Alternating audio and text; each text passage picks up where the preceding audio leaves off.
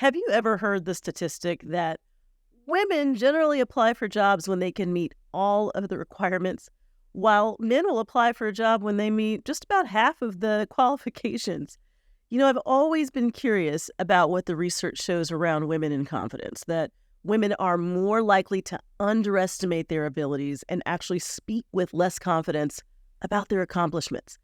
Coming up next on the Successful Women Think Differently podcast, we're going to talk about confidence and why there's a gap between men and women, and more importantly, what you can do to build more confidence starting today.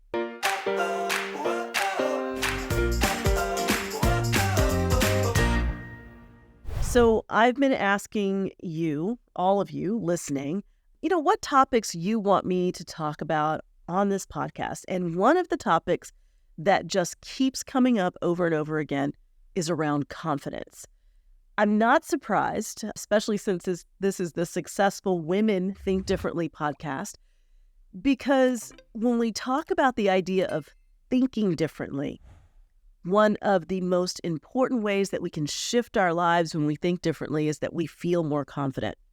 And the definition I love most of confidence is that confidence is the stuff that turns our thoughts into action. So if you're actually thinking differently, thinking different thoughts, you end up transforming what you actually do. It is our confidence that turns what we're thinking of into action.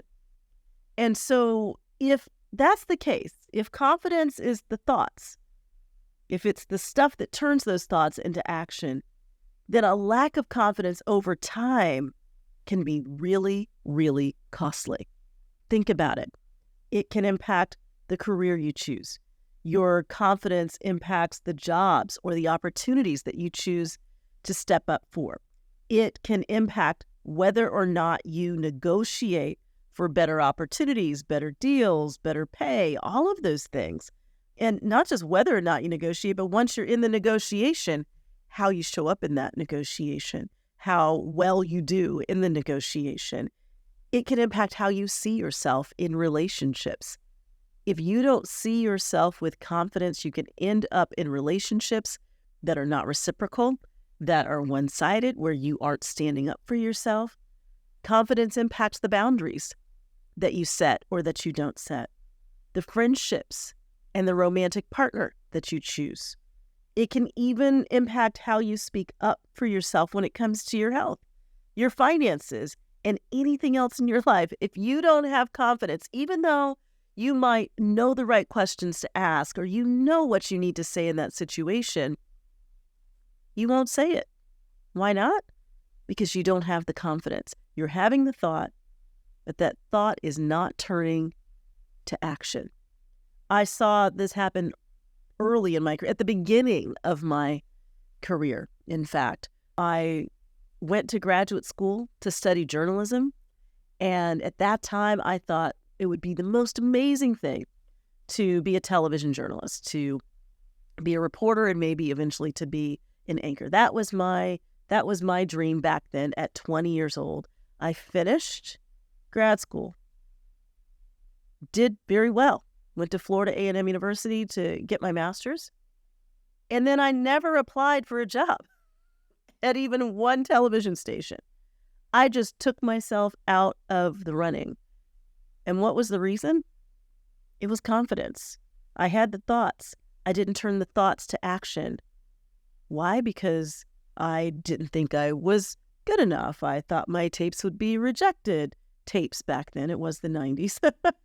And so the confidence wasn't there. And as a result, I did not go down that path. Now, I don't look back with regret at that. I don't actually think that that was the path I was supposed to take.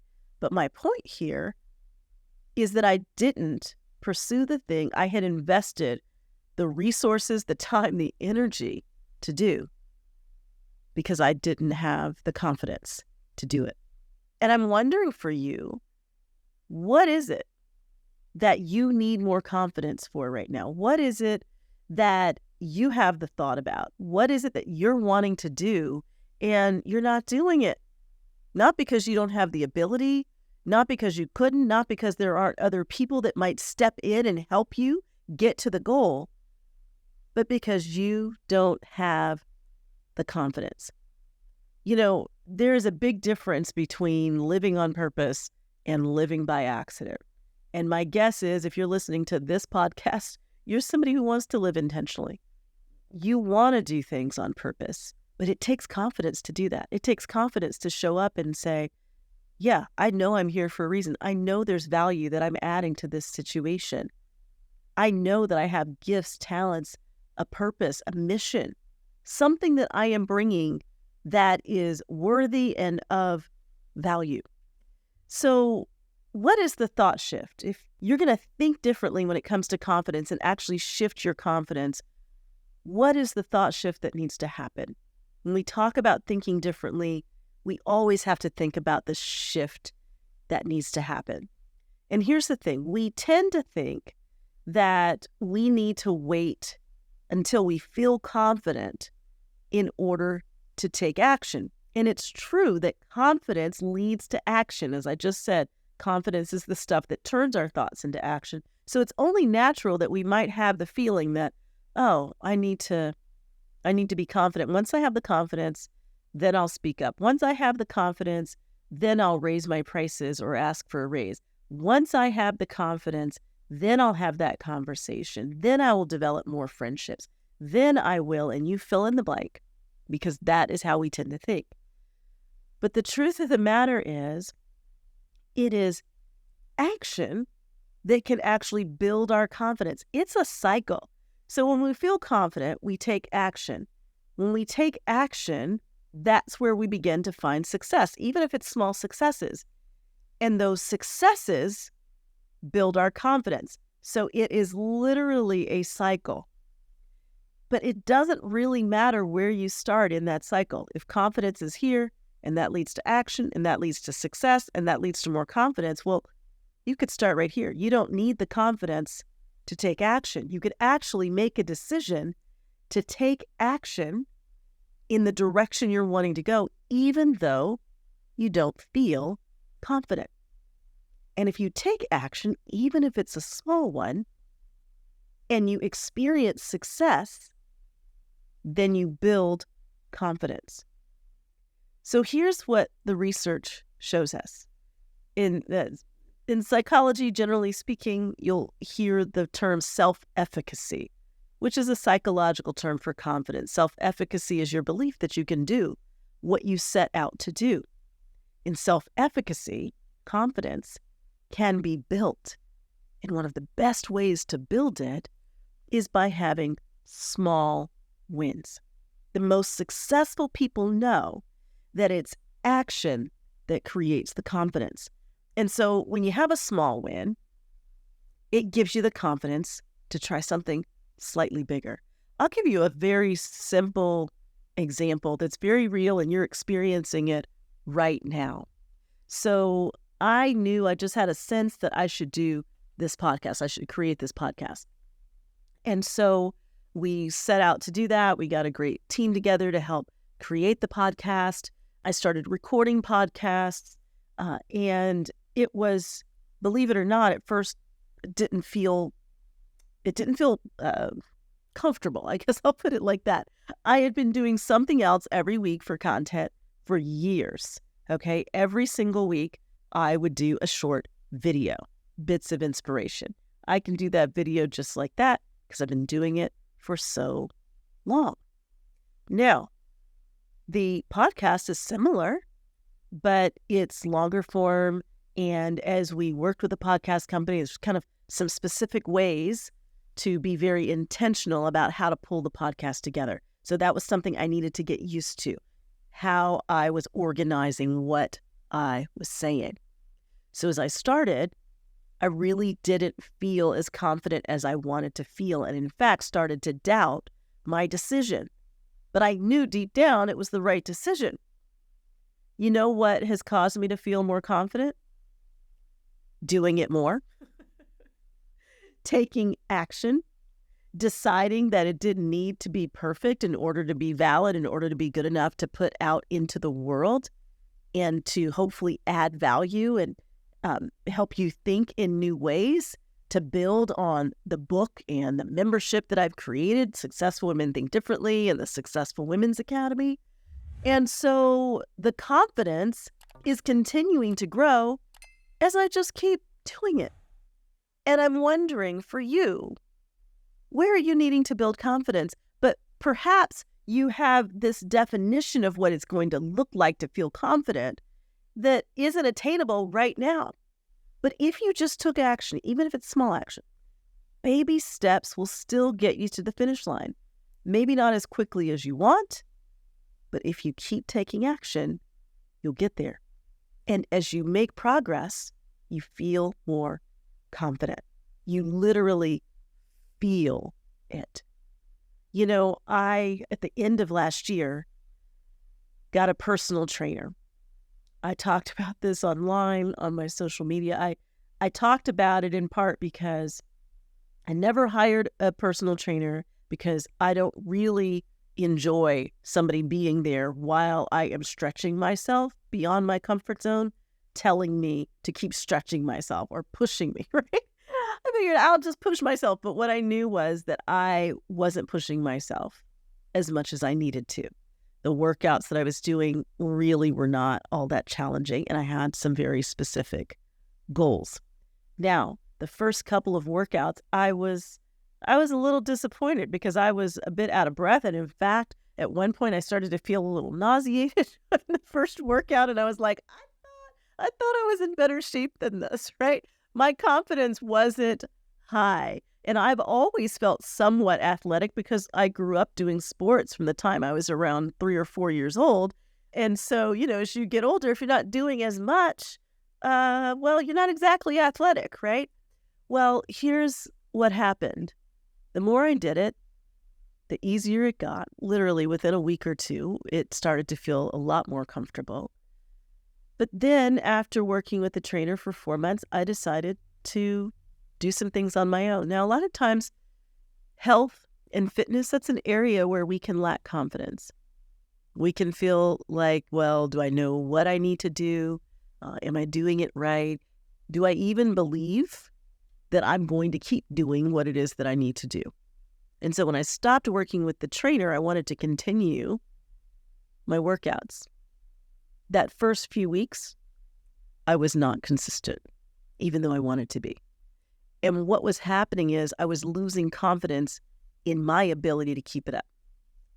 In the very first habit that I talk about in Successful Women Think Differently, I actually talk about this idea that you must believe you can do it, right?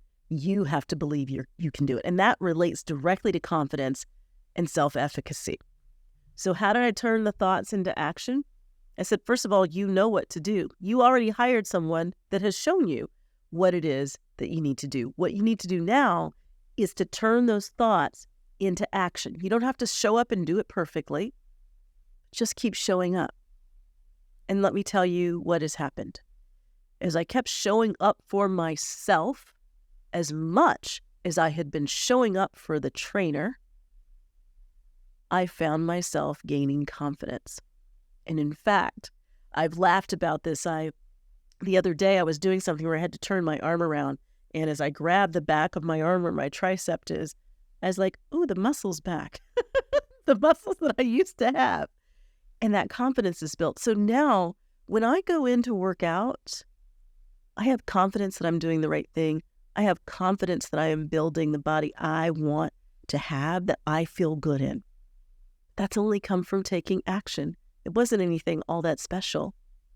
It really was a decision.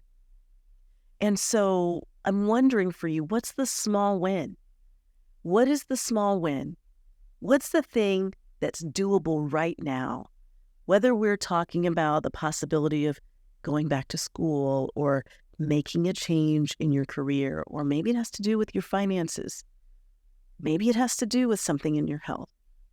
Choose something that you know you believe right now you could do, no matter how small it is, and do that. And once you do that, notice the difference in how your confidence feels. Notice that you're like, oh yeah, I did that. Now what can I do? And so next time, maybe it's not as small of an action. It's a little bigger. Maybe you're going to need to reach out to someone who can help you. And that person tells you exactly what you need to do. And now you accomplish that. And you begin going, oh, this isn't so bad. Even if you don't accomplish it perfectly, you have stepped out and you can learn and grow from what it is that you did. So confidence can be built, but you have to be intentional about building it. Baby steps count. If you insist that all your steps have to be huge, you're not going to have confidence for your steps.